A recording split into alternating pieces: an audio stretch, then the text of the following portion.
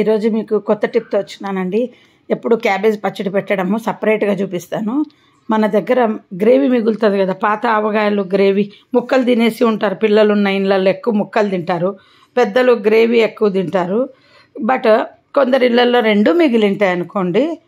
మీరు ఆ క్వాంటిటీని క్యాబేజ్ పచ్చడి గ్రేవీ ఎక్కువ ఉంటే పచ్చి క్యాబేజ్ కలిపేయండి, క్యాలీఫ్లవర్ కలిపేయండి, పచ్చి క్యారెట్ కలిపేసేయండి.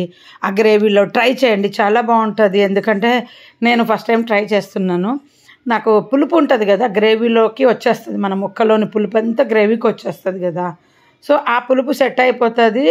మనము చపాతీ అది తినేటప్పుడు సైడ్ డిష్గా పనికి వస్తుంది. ఇంకోటి ఏంటంటే, మా ఇంట్లో మా ఆయన మా చిన్నది నిమ్మకాయ పచ్చడి ఎక్కువ తింటారు, కానీ ఇద్దరికి ముక్కలు మాత్రమే కావాలి, గ్రేవీ ఇద్దరు తినరు. నేను పెద్దది అరుస్తుంటాము, గ్రేవీ ఎవరు తినాలి, మీరే తెచ్చుకుంటారు, మీరే తినండి అని. సో నాకు ఐడియా వచ్చి ఇది కలుపుతూ ఆ గ్రేవీ తెచ్చి దీంట్లో కలిపినానండి.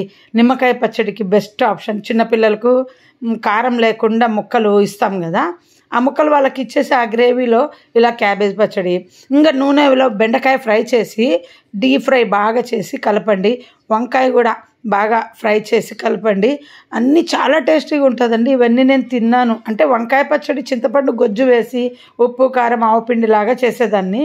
మా ఆంటీ ఒకరు నేర్పిస్తే అది 15 రోజులే నిల్వ ఉంటుంది.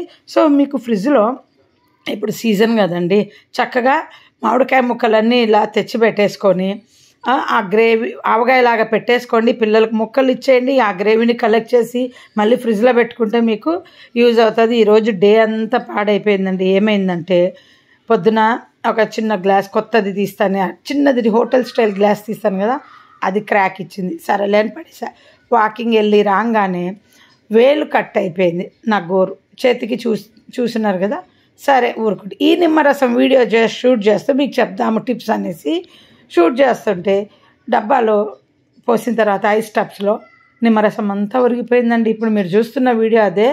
వీడియో షూట్ చేసిన దాంట్లో ఉంది, కానీ పడిపోయేది లేదు. ఎందుకంటే నేను కెమెరా స్టాండ్ లేకుండా చేత్తో తీశాను, అంటే ఫోన్ పట్టుకొని. ఇలా మీకు దీంట్లో పోయటం చూపించాను. ఫోన్ పక్కన పెట్టి నిమ్మరసము క్యాప్స్ పెడదాము ఐస్ టబ్స్లో. సమ్మర్లో ఫ్రీజర్లో పెట్టుకోండి, రసం బాగా వస్తుంది. ఇప్పుడు నిమ్మ తొక్కలు సన్నగా ఉన్నదే చూసి కొంటే రసం ఎక్కువ వస్తుందని ఈ టిప్ అంతా చెప్పాలని. మొత్తం పోయిందండి దరిద్రం అసలు ఈరోజు. కానీ ఎప్పుడైనా ఇలాంటివి జరిగితే తిట్టుకున్నా పర్వాలేదు, మీకు మంచి ఇగో ఇదొక్కటి మిగిలింది, అన్నీ పోయినాయి.